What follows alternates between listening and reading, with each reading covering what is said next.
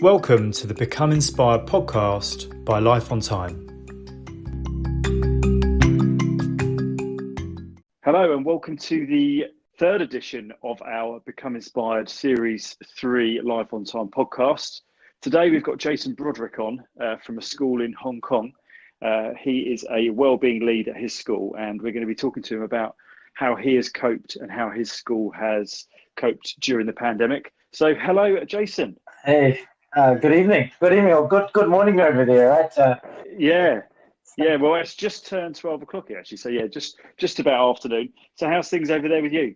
You know, things are moving forward out here, and in regards to my own self, day by day, and doing what I can to control my controllables. And Hong Kong, we've just recently had an opportunity to sign up for vaccines, so I see things are starting to move forward for the country itself as well. Good. So could you just give our listeners just a bit of an overview of sort of where you are in the world, what school you're at, and sort of what your role is at that school? No problem. So, involved in an international school here in Hong Kong, but we're in a very special area for those of you that have been to Hong Kong. We're on Lantau Island in a place called Discovery Bay.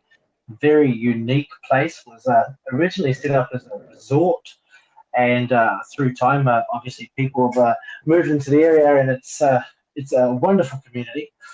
And my school is called Discovery Bay International School. It caters for children from the early years right through to year 13. We do GCSE and A levels up in our upper part of secondary, and we roughly have about 1,800 students. I believe we have over 70 odd nationalities, and Wow. Yeah, it's definitely a thriving area, a melting pot of cultures and different perspectives. Great place to be. And where are you from? Because you're obviously not English, so you sound Australian. pretty close, mate. Pretty close. I'll just smile at the jive there. No, New Zealand. So New Zealand. How could I get that wrong? I'm not sure how you could, since we are world leaders and how to respond to these. Well, I like a bit of needle before we start. That'd be quite. Yeah. So how long have you been over in Hong Kong? Oh, look, I'm going into my 7th year. I came out here with my wife, and my son is here as well. And we came because we're heading back up towards the UK to live, and we've done a bit of a stopover. So here we are in Hong Kong, and definitely enjoying the opportunities that are offered here and the lifestyle that we can live. So for those of you that are considering in the future, I would highly recommend Asia as a place to live for a while. Cool. Yeah, I mean, I'm tempted, but I don't think now's the right time. Yeah, but now could be a questionable time, totally. Yeah. And I guess, what is your role out there? So what do you do at school? What sort Yeah, of teacher?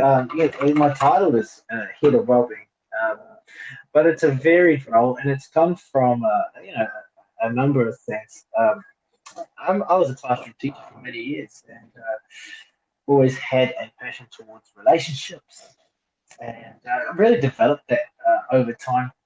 And I went into the field of counselling, so retrained as a counsellor while I was working as a classroom teacher, and then furthered that and became a psychologist. And I was ready to leave the educational setting, and I was going to head into more of a sport setting around sports psychology, etc.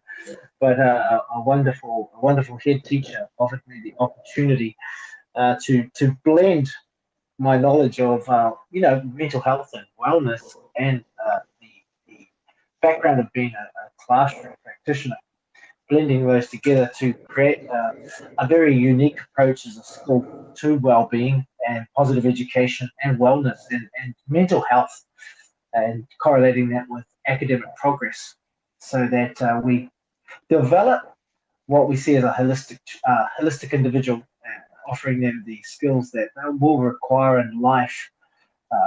And I'm pretty sure all of us as adults can resonate with this. Sometimes we come out of school with a very good understanding of the academics possibilities, but the life skills that we require that can have a huge effect on our personal and social development is something that maybe could have been offered as well. So, we've been one of these schools that are trying to plug that gap and offer something that maybe many other schools might want to be part of in the future and transfer this sort of approach as well. I mean, yeah, that's fascinating. I think when we're speaking to other schools in the UK, the role that you have, I think, is fairly rare. I think normally wellbeing's tied into a full-time teaching role potentially. So, it's almost, there's no capacity to be able to do obviously what you're doing. So it'd be really interesting to hear like what strategies have you had time to sort of implement that maybe you look at. I mean, I think you've maybe have a bit of an understanding about the UK teaching and how that all works. So what sort of changes have you made to the timetable, I guess, is probably the key thing in Hong Kong? Yeah, I think, if we so this role, I think if I give a little bit of background and we talk a little bit of pre-COVID, right, because we'll get into like what COVID's brought about even more changes. So as I mentioned, we're actually an English curriculum based, and so we run to the 3 terms as well, quite similar. I mentioned X amount of different nationalities, but they all have that. A large percentage have that hope to head back to the UK and the university through there. That is just a large proportion percentage. I guess when you're relating to like what changes have we done. In regards to the timetable, so the school's broken up into 3 different phases, right? So secondary has really been the one that we've been working on over the last couple of years, but the first 2 years we're really working around primary and early years. And it wasn't so much to do with the timetable. It was to do, first of all, looking at, like, if we broke wellness into different pillars, we're looking at positive education, we're looking at behaviour management, and we're looking at, like, what you'll traditionally call in the UK PSAG, right? And then you have your provision with specialists, i.e. counsellor, or in our case, we have a number of specialists at our school now too. But that wasn't the way it was 3 years ago. So it's been a planning process as part of like the senior leadership being a huge part of it, but also to the community. The biggest change where it started with was coming down to developing a common language to how we approach this area that a lot of people, and I think, this is opinion based and very personal opinion, we throw around this word well-being too much now, and that's affecting the person's well-being. I think that confuses our young people. If a child is having a difficult time, whether it be within their own mind or socially in the playground, it's like something's wrong with their well-being. Well, no, actually, this could be affected to their access to the curriculum, like how they're progressing in that, the way that they feel about themselves. Okay, or it could be a friendship issue, or it could be something to do with another completely. That's yeah. I mean, I don't know if I can cut in there, but that's just really interesting. Yeah, because I think well-being is I think everybody's got to in the habit of just putting it. If somebody's not feeling great, it could be about absolutely anything. Mm-hmm. Yeah. Their well-being's not good, and it's almost like an easy way, a way of making trivializing, I guess, a little bit in the fact that it's just their well-being slightly down, where actually it could be something quite specific. Yeah, I think it's multifaceted, John. This, and this is where this ability to understand like what it is from a classroom practitioner's perspective, I think my background really assisted in this because I obviously chased the senior leadership sort of thing at one time too, so I sort of have their perspective, and I've been a father for a long time, so I have a parent's perspective too. I'm not saying my perspective is the only one, but it's given me a big overall picture, which makes our whole approach dynamic, because we've then gone from the language that we use as a school to the language that our teachers use within daily conversations, and then develop that even further to like, how do we look at the concept of wellness and provide that within the lessons of like maths or in English or in science? So we then, how do we evolve that into our curriculum? You know, so we're not just looking at the specific outcome of, let's take English, right? You know, a traditional one would be, if I'm talking primary, I'm going to be very basic here, but we're doing this with secondary now as well, so it's transferable across all grades. So I'm doing an English lesson, and it might be to do with that the child is being able to punctuate their paragraphs, or whatever, right? So what am I providing within this particular lesson that's also going to be looking at their soft skills? So, you know, when we look at the soft skills, we're looking at such aspects of resilience. You know, how can I make this so that I'm going to build it, put in adversity, so this is going to build the resilience of the child. But yet it's in an English lesson. And you can see, like, those of you that are practitioners listening to this, you can see how that can transfer straight away. So instead of looking at punctuating a paragraph, and I'm being very simple here, we look at resilience, right? Or, okay, I'm in a science lesson, how do I build in cooperation? You know, instead of like, I'm looking, I might be in a chemistry class in A-level, and the objective is whatever it is, but like, I've also got a wellness objective, which is I must have this be covering cooperation as well. So you can see how I'm going to get kids coming together as a group. So what's your reaction been from, you know, the standard, you know, a teacher that goes in and they're expected to teach and they've been taught to teach in a certain way? Yeah. How have they taken this sort of, you know, new approach? Well, you know, it's varied. It really is varied, and I'm going to be very general, right? It really comes down a lot to where have they been trained as a teacher,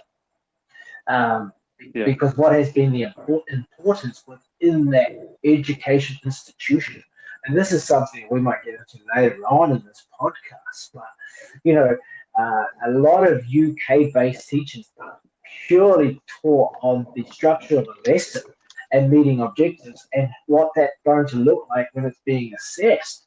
Whereas I would be, you know, I'm being general, John, very general to your listeners too, right? Like, whereas there's other training providers that look at the whole child before they even start thinking about how do we develop a lesson plan, right? So, and then you might get these people that are doing PGCE, right? Doing 3 years looking at business management. They do 1 year PGCE, which really their curriculum's only been about delivering lessons. Well, how do they learn about how do I assist with what we traditionally call the pastoral side? And it's not their fault. It's not their fault at all. It's just that they haven't had the training. So I'll get a lot of people that will come in the beginning of their 2-year contracts that, you know, that they will understand what well-being is. But actually, how do I do this day-to-day in my classroom lesson? The percentages that are able to do that when they start with us are few. And yeah, I can imagine because it's just not the way it's been set up. And you know, it's amazing that you guys have managed to, you know, put that through into all the lessons. I mean, how has that affected the strategies, you know, looking to support kids when they've been remotely learning? Do you feel like what you've done over the last 3 years has helped them be resilient? Have you seen a positive effect? You know, I think because I'm caught on, you know, here's the problem, right, is that you get caught within your own sort of circle. So you like look at your school and you can always see areas that could be improved. But I've been fortunate enough over the last sort of 2 months to be talking with a lot of schools, and I don't want to compare, you know, schools as such, but like when I'm looking about like, well, how are your kids responding? And it goes down to numbers. I believe the work that we've done over the last 3 to 4 years, especially in the early years of the primary sector, has definitely helped with those students that have received it for the last 3 to 4 years. You've got to remember we're an international school, so we have quite a huge volume of students coming and going, just because Hong Kong's transient, right? But, you know, like we're big on our data. And if a child's been here for the last 3 to 4 years, and they've been receiving this sort of approach that we sort of have developed, then generally speaking, they are with like all students having difficulty with this online learning, etc. But they've got coping strategies. When I go to talk with them, they might be in suffering from some form of distress. But when you ask them what they're doing about it, they will tell you. All right, and that's where that's where we are ahead of the game. That our students know what they can do, whereas students that have just come to our school, a lot of them look around with this wonderment of what can I do. They don't have these coping strategies to be able to assist their mental wellness. And whether that is something like reaching out to someone that is a specialist in the area, there's such a big stigma when it comes down to, like I'm not doing well. That a lot of kids don't want to reach out. A lot of staff don't. Yeah. So when you're looking at your curriculum, so in the UK, there's PSHE and they'll have a certain allotted time. So are you saying that all your wellbeing and everything is put through every single lesson, or do you still have? Is that encouraged? And then do you still have a set time per week where kids will talk about well-being and there'll be a PSHE type lesson? Yeah, so there's it's phase dependent, but primary and early years, so primary is key stage 2, and right so to year 6, and it's the same in the UK. I know that some of these international listeners might be different, but it's seen, the way we do things now, that wellness and our approach to wellness flows throughout all lessons.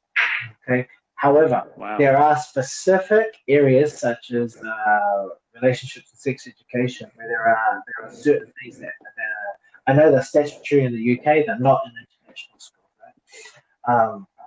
But we cover them, so we'll have specific lessons for those, right?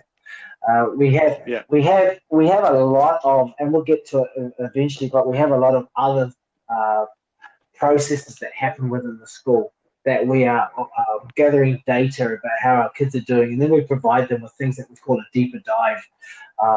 They happen in every year group.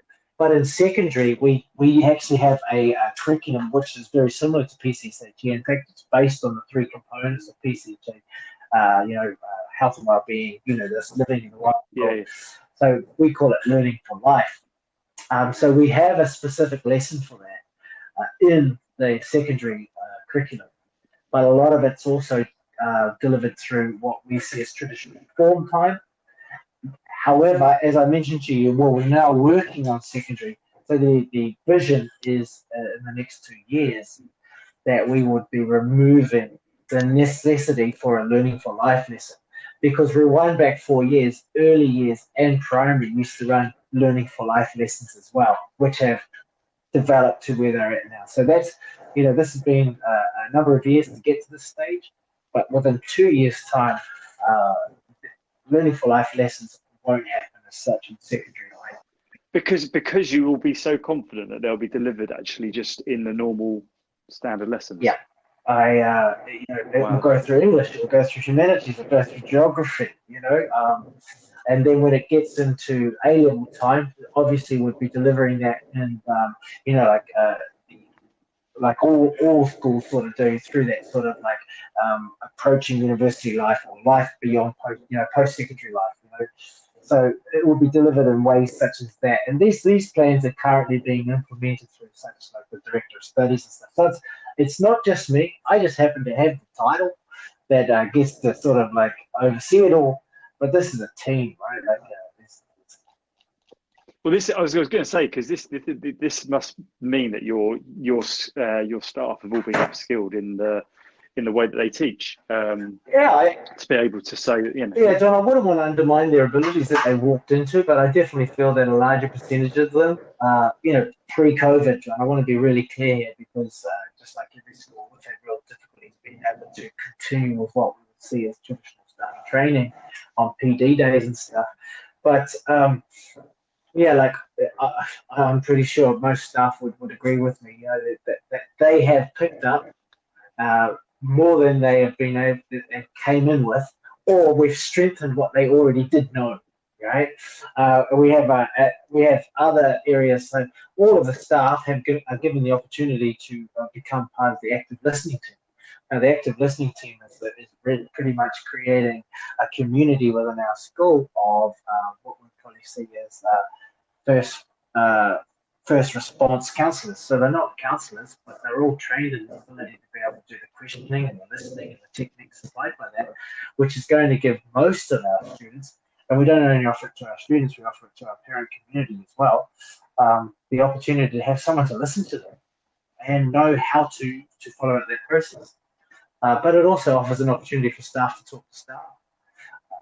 So these are unique things that I know our schools do. And are you delivering that yourself? Yeah, so that comes back down to my training as the areas that I've mentioned. But another thing that I do as well is that I'm an advisor and a consultant with a lot of other corporate companies, outside of the public area. So I'm quite confident along that area, and I think I mentioned that I was chasing that senior leadership position. So those of you that are listening, part of that is just being confident speaking to groups of others. So it hasn't really been something that I've shied away from, John. It's something that I've sort of promoted. Yeah. I mean, so bringing it back to sort of the UK, our main audience here. So you're in a fairly fortunate position. Obviously, you've got that's your full-time role. Yeah. If you could transfer some of the things, because obviously you've made a real good impact at the school that you're at, and it's going well. If you took a school over here that had limited resource or more limited resource to maybe what you've got at your school, is there anything that you can take from what you've done? Absolutely. You could maybe advise, as maybe some simple tips. Yeah, absolutely. I think that there should be a member of the senior leadership team that should definitely get trained within the field of coaching, because within the field of coaching, you learn all the soft skills that are required to be what we call an accidental counsellor. And that person should have as one of their responsibilities that they train every single staff member how to actively listen and actively and be able to ask the right questions. And then bring in, and it's still, that's no cost, right? That's no cost at all, but you're training them. So sorry, just to recap. So what you just said was to train, to have somebody in the SLT team train as a coach, and then for them to train everybody else. Yeah, and for them to develop those skills. That would be something that I would make sure I'd have someone in my SLT that is a specialist within this area, because this area is not going to go away, and in fact, it's only going to be exacerbated because of COVID. I think we are going to see, and I specifically will target it into early years to primary years. We're going to see a massive need for social and emotional support when it comes down to the basics of being able to be able to play in the playground appropriately, follow instructions again. I think though it's nobody's fault, but our children are going to suffer from not having the opportunity to be socialized as regularly as they used to. I think we don't understand the importance of the playground and the classroom environment to assist us in our development of social skills. And whether that just be through watching, right, and observing. So many things that our kids are not getting the opportunity to do, which is not their fault, and it's no parent's fault. It's no one's fault, right? Right. But we have to be ready to respond to this. And I think that is the big thing, because I'm starting to see now things that I haven't seen before over the last 4 or 5 years in this role. You're seeing and you're predicting that COVID is going to have some sort of longer term. It's going to be I completely agree. I think there's going to be there's going to be a fairly long tail, unfortunately, of emotional stress once we do start seeing sort of recovery and vaccines still working. I still think there's going to be a fair chunk of anxiety and emotional stress. So, yeah, the thought that a teacher and SLTs are expected to run a school without the type of coaching that you've had, I think it almost begs belief now, thinking about it, that why they aren't almost automatically given that. And I'm sure there are lots of schools out there and lots of head teachers and SLT that have these type of skill sets, but I guess there's a lot that aren't. So that's really interesting. And I don't think every school needs a counsellor, and that's an opinion. That's a personal opinion, not a professional. I think What schools need are people within their teams that are publicly known to their community, whether it's with the kids, that these people are trained in the basics, right? Just knowing there's someone there, and then those people are supported, and that we do our best to remove the stigma of reaching up and asking for support. But do even more, right? Put in programs that are in the classroom that talk about the importance of talking and how does talk look like, and why do we need to do it? And then offer opportunities within the lesson to just talk. I think we grossly underestimate the power of talk. It's another thing. I'm going to go on a tangent here, John, but I think the more I do this, the more I work with adults, the more I work with students. It is the simplest of things that actually have the most effect. If somebody told me when I was 18, you know what, when you are suffering from what some people are describing as anxiety, or just stop and breathe, I would have looked at the person and said, what are you on about, right? But actually, learning how to breathe and breathe properly is one of the most effective things that we can do. Oh, yeah, I know. It's the simplest thing, isn't it? Yeah. Going for it. But because it's simple, people don't think it'll work. Exactly. I think that's part of the problem. People think they get something, super duper that's gonna, a new program that's gonna change it. It's not that, is it? It's actually the simple thing. We're on the same page there, John. It's 100%. I think that's our approach. And once again, But could you imagine? So, I mean, it's almost suggesting at a senior leadership team meeting to start a session with a 5-minute mindfulness exercise. Yeah. But I don't know whether that's something that anybody would even look at, or even entertain, because you get people looking at you thinking you're bananas, aren't they? They're going to look at you. Because, hey, even when I was doing my training, I was not the biggest fan of mindfulness, but it was everywhere, so I had to try it. You know what? 2 years later, being a practitioner, nothing changed my mind changed my life more dramatically, right?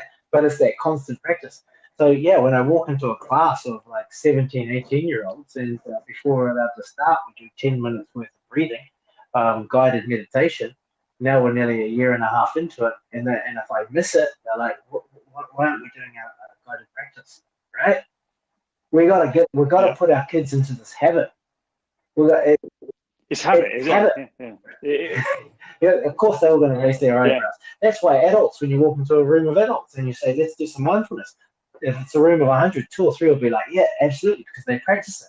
For, like another 10 or 20 will be like, yeah, let's give it a go. But the majority will be like frowning. Well, why am I wasting my time with this? Because it's too simple. It's just like, why don't we all go for a jog for 25 minutes a day? How much would that do to our mental health? It's crazy what that would do to us. Why don't all of us just eat the right amount that we need to eat? No more, no less. Because it's just too easy, right? But all these have an effect on mental wellness, have an effect on the way that we approach life. So, when we look at strategies that we're talking about in our school, one thing that I didn't mention is, and it might come across as righteous.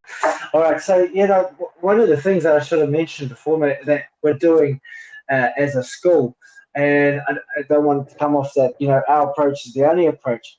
Well, I run parenting workshops, and when I first started this off 3 years ago, I was like, I'm a parent, but that doesn't mean that my parenting is the right way. But I tell you what, the numbers in this grew, and we went from like 20 at the first session to like the common workshop now is over 150 to 180 parents that attend each workshop, right? Wow. Yeah. And that's during the school day, mate. That's how much the need is. We were going to start running it in the evenings, but COVID struck. And we run it in a way, we being myself, but obviously I do it from a school approach. We're just looking at the language that we use in school and the strategies that we use in school, and allowing the community to know what we do and how they could apply it in the home. And, that makes sense. It really does now, 3 years later, that actually most of us go into parenting without really a little to none at all with parent training. A lot of us parent based around the parenting we received or the mindset that I will not parent at all like the way I was parented. I'm going to be better, right? Whatever the situation. But that doesn't mean that it's right or wrong. But is it best for their child, right? I'm really intrigued, because I think what you guys are doing is almost, for me, it just sounds fairly groundbreaking, because I think parents are the key link to this, and getting parents involved and in our program, one of our things on our roadmap is we're looking at the kids, we're looking at the teachers, but we want to help parents, but I don't know, how do you help parents and how do you get them engaged with it? So how did you get them engaged at the beginning, and how did you create that time? I mean, again, are you delivering that personally? Yeah, I'm delivering that personally, and that's just where that start. You know what I mean? You know what I've learned, like you want something to happen, you've got to do it yourself, right? And if it goes well, people join. Right? If it doesn't go well, people say, "I told you so." Right? But that's the mindset that I'm creating in my kids that go through my school. I will try regardless, right? And I might fail. I fail is part of what I do, right? And that all relates back to life, like adversity. Adversity and building resilience. But anyway, come back to the question, how do we do it? Treat it carefully at the beginning, right? Because parenting I'm looking at 70 odd cultures in my school, right? Here's this Kiwi boy that's lived in UK, thrown around the rugby ball wherever he went, and now all of a sudden here he is in this international school talking about parenting. But I came from it from this perspective. And any school practitioners that are thinking about doing it, you come from it from a place of like, hey, this is what we've tried. And this is what I know that can be done. But you have to come back down to who are your parents, what are your values, and how do you listen, okay? And, we've developed a 6-workshop sort of program that I'm happy to talk to any school about. In fact, it's probably when I go back to the UK, that's what I'm going to do. One of the things that I'll do, but, it's you mentioned that, it's one of those fundamental parts of the machine. Yeah. And it is. In fact, it's the most important. There's expressions such as the apple didn't fall too far from the tree. Those sorts of things are there for a reason, right? And it's sometimes hard, right, to be a parent and realize, hey, you know what, I haven't done as good a job as I could have. But I've only been in that way because I knew no better. Because, when you've had a kid, it has, for some of us, we've had to take a journey, but for most of us, right, it was a process. And how did you, so I'm just trying to think of like how you would implement that into a school. So do you do remote sort of hour sessions and everybody jumps on a Zoom call and then you're just talking about sort of good strategies and stuff? How do you do it? Yeah, like, I guess... currently in COVID, right? We are doing it online. People jump in, jump off, type of thing. Guys are more based around like, what we're doing right now is like, what could you be doing at home more than the parenting session? But we used to run like, the beginning of the academic year. This is workshop 1, workshop 2 will be here 3, 4, 5, 6. You join on, you come in, right? You have to be part of the whole process, and then I rerun it again the following year. But we haven't been able to do that this year, so to speak. We used to do it all face-to-face. Because this year I'm really focusing on like, hey, this is what could be happening at home. And these are the things you could do, right? And from a parenting perspective, right? Like obviously you're at home with your kids. Most of you are being want to be in the workplace. What is the language that you're using around them? Obviously you're probably a certain self when you're at your workplace, but now your kids are watching you. Are you aware of that? We've got some big flyers in our community, right? That manage up to 1,500 people. So you can imagine some of the language and the processes coming out of daddy's office or mummy's office. For the kids to be hearing when online.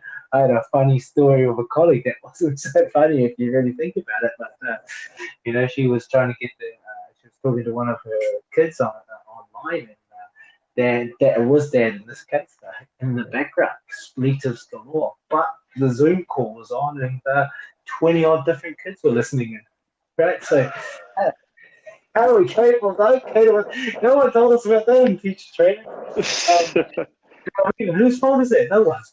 But obviously we don't understand what was happening with the parents in that case either, right? But no one knew all this was coming how are we dealing with it? And so, I'm running a course tomorrow for my early year parents coming along, and half an hour just sitting there talking. What are the issues? Okay, here's some strategies from the issues that you've sent into me. You take from it what you want. Who wants to stick around and ask some questions? And they will. And I think if you're going to do this in your school, you don't need experts because you've got parents in your staff. You just need some people that are willing to just not sit in front of the screen and tell people how it should be done, but how it could be done, and why this could be a good strategy for your family. And I think with that, I've had a lot of people come to me and open up and be very sincere, and it's developed the relationships of the school too. So yeah. I think it's really interesting, and I think we would like to continue our relationship with you, Jason, because I think you can bring quite a lot to us as a business, and hopefully, looking to maybe support schools through that approach, because I think parenting is definitely, or helping parents, and I think it's having a common theme, isn't it, running between the school and the parents. And I think if you're getting that together, then that's obviously going to help the overall well-being of the child. So 100%. yeah. I mean, moving on, it's been very insightful so far. It sounds like you've got a plan already in place, but have you got, since the pandemic, I guess, what are the kids doing at the moment? Are they all back in school? What's the strategies moving forward? Yeah, so Hong Kong at the moment is, it looks like before the end of this academic year, we could be. I think I'm... Sorry, say again, because it's got quite that clear. Did you say you're... So back here, I'll start again for you, John. Back here in Hong Kong, looks like as we're moving towards the end of this academic year, it's a possibility we could be back in school full time. We're currently back in school for 50% of the day, face to face. And with that comes a whole lot of processes as you'd expect. So we're preparing for full contact. We've got a large number of processes being implemented. So in each year group, we're going to start implementing in what we call like wellness group sessions. So we're going to provide the opportunity for every year group 1 day of the week that their teachers, through the data, we use a lot of supportive data, like what a lot of people would probably just call wellness surveys. So they're sent out to the kids weekly. And then we also use an external assessment that gets fed through once a year. But anyway, that data is used to feed forward to support assumptions. We also use another assessment piece called CASL. Anyway, what we're doing from that is identifying students that will probably be in a low mood and having areas of distress. They will be able to access this wellness group with other of their peers, where they'll be with myself or with one of the trained counsellors at school. Those groups are going to be fluid. A kid might attend that group 3 weeks in a row, 4 or 5. It's probably what we'd see. You're breaking up a bit again. As adults, it's traditional group counselling. But it's not. It's a wellness session, and it's not counselling. So, we're going to be implementing that as soon as our kids return. We do run something similar online, but it's different approach. But also too, we're going to be holding a lot more workshop opportunities for our parents, and then of course, the amount of information that we've got going out specifically to our parents that is really related to our community. That's in the immediate term, right? We have some long-term plans as we move forward, and I talked about the language of a school. We're moving that into all areas of how our school talks. We're creating what we call a character and culture profile. So we're completely changing our approach to behaviour management, because that's another huge area of wellness for us. We're sort of going to remove what you would see as like traditional sanctions. A lot of secondary schools, etc., would use detention, whereas that's pretty much going to be our last resort. We're going into, this will come under my role again. I think this is one of the keys, right? You get key staff members. You've got to have key staff members that are confident. Sounds like you're going to be head teacher soon at this rate. Oh, John, you know what?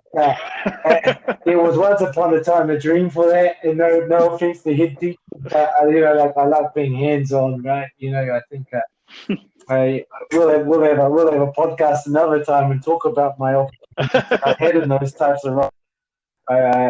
It was, but it's been a great experience for where I am now too, John. We've got some great plans for the school. You know what, though, coming back to what it is before, some of them will come to fruition, John, some of them won't. But you know what, I think it's going to give everyone that's involved in it a great experience. Here's the thing with an international school. I've had colleagues that have moved on, and when they move on, they're like, Jace, how do you set that up? How do you set that up? And they've gone on to good positions by taking some really good strategies that we're doing at our school. So we've got colleagues all around the world that are implementing some of the stuff that didn't begin at DBIS, but they definitely got their platform to jump from. Yeah, I mean, just going back to what you just said. So when the starting back strategy and the code, so you're using wellbeing surveys to sort of assess where kids are at. You've got to have them, John. And then you're going to have workshop sessions with them and with the children, not necessarily counselling sessions. Yeah. And then the final thing is with sort of continuing the parent theme of offering more help and information. Yeah. That sounds really good. I mean, I'm just trying to recap because obviously it's quite detailed, and just want to give our listeners sort of an overview, because it just sounds like a really structured way of doing it. Yeah, it's got to be. To sort of monitoring with a bit of data as well, which I think is really, really important. Well, data is good for those people that you just mentioned, right, John? The head teachers. They love data. They love data. And in all fairness, though, data does inform, but it's only just part of it, right? It's just part of the bigger picture. Yeah. Yeah. I mean, that's really insightful. Let's just finish up on you, really, I guess. So it sounds like you've got a lot going. It sounds like you're fully engaged and engrossed in the school, and you have a mission yourself to improve. I know wellbeing's a huge wellbeing and wellness of your children. That's all. I mean, how do you do that? I mean, are you literally full time, just with the parents, working to coach the teachers, working to sort of help the children individually as well? Are you sort of just covering that as that's your full time role? No, I have timetable lessons as well, John. So I've also got classroom lessons to take, but obviously, I'm on a part timetable to allow me to have access to. Oh wow! But that's the key. I mean, any people that are looking at implementing the school, like from my experience, this is the key. If you want to make real change, you really still need to be in the classroom, because you need to see what's happening, and also to your staff relate. Okay. Your staff are honest with you, right? Like I have a leadership position within the school, but I'm not a senior leadership member, nor would I want to be one. And that's quite strange for a lot of people to hear. Because I think it also removes a lot of the raw honesty that comes from staff amongst staff. I can imagine you get a better insight because of that from staff. Absolutely. And my current head, he'd tell you exactly the same. Right? You've got to remove the ego, mate. Like, that's the thing, right? Like, it's you talk about my personal growth. Well, I've mentioned it a few times in this chat. There was once upon a time that I did want to be a head teacher, but once I got the opportunity to do it, I was like, not me. Yeah, fair enough. I mean, how have you coped? I mean, talking, taking your own medicine, I guess. How have you coped with obviously you've probably had more pressure because there's more pressure on the well-being and wellness of your kids. So how have you coped with it all, and also doing it all remotely? And we're all human, aren't we? So how have you coped? You know what, John? I was part of the 5 a.m. club before Robin Sharma even thought of putting it into a book. I don't know if you've heard of that, right? But I wake at 4:30 every morning, and without a doubt, Monday to Sunday, back into it on Monday again, right? Like, so 4:30 a.m. every morning I'm up, and wow. I begin with right? Like I begin with a 20-minute jog, and then 20 minutes of stretching, and then 20 minutes of focusing on my day ahead, and that's my approach to mindfulness, right? Proactive mindfulness. I don't know if there's such a thing, but that's my approach.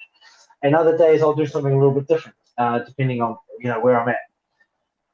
And that.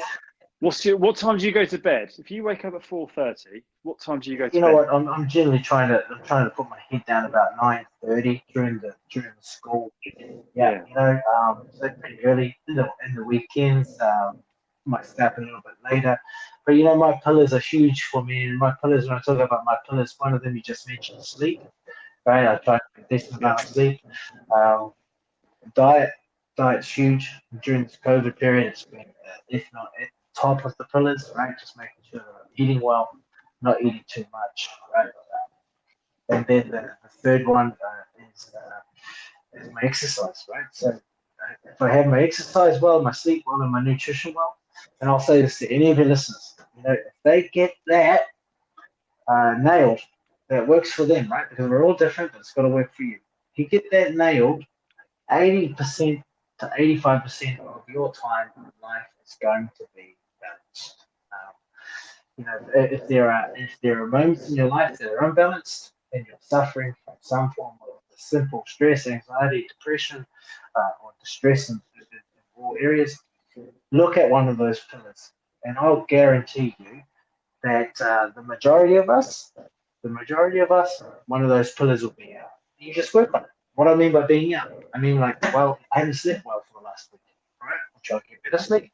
Why am I sleeping well? Oh, I haven't done any exercise because I've got too much energy. You see what I mean? You can see where I'm going with it? Yeah. Oh, no, I go through phases where I don't sleep well, and it tends to be because my diet's not being good.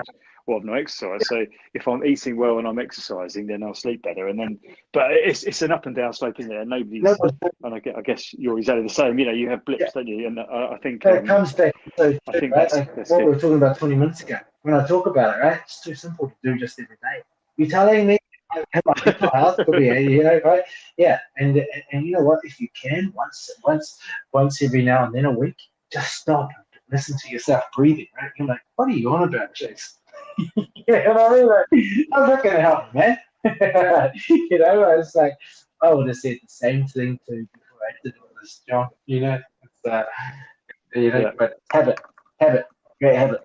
That is a super bit of advice for our listeners at the end of the podcast. So well done. Thank you for that. Appreciate your advice. I'm going to note some of those tips down in the blog that will associate this with this podcast, because I think it was really insightful. Jason sounds like a real professional in what he's doing. By the sounds of it, his school are right behind him, which I think is one of the other challenges, and your SLT are obviously right behind you. So fair play to you, and hopefully that can help some of our listeners. So thank you, and hope you have a good night. Thanks a lot, fun time. Good to chat with everybody, and hope everybody is well. Bye for now. Cheers, Jason. Bye.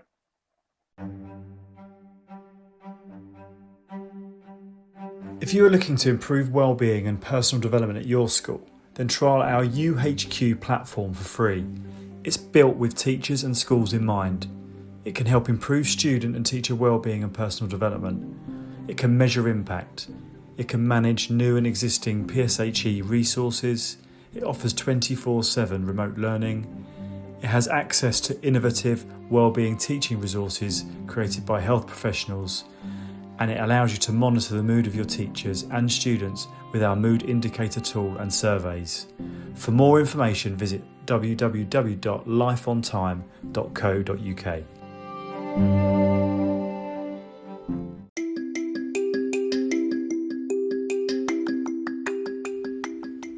You have been listening to the Become Inspired podcast by Life on Time. For more information, please visit our website at lifeontime.co.uk.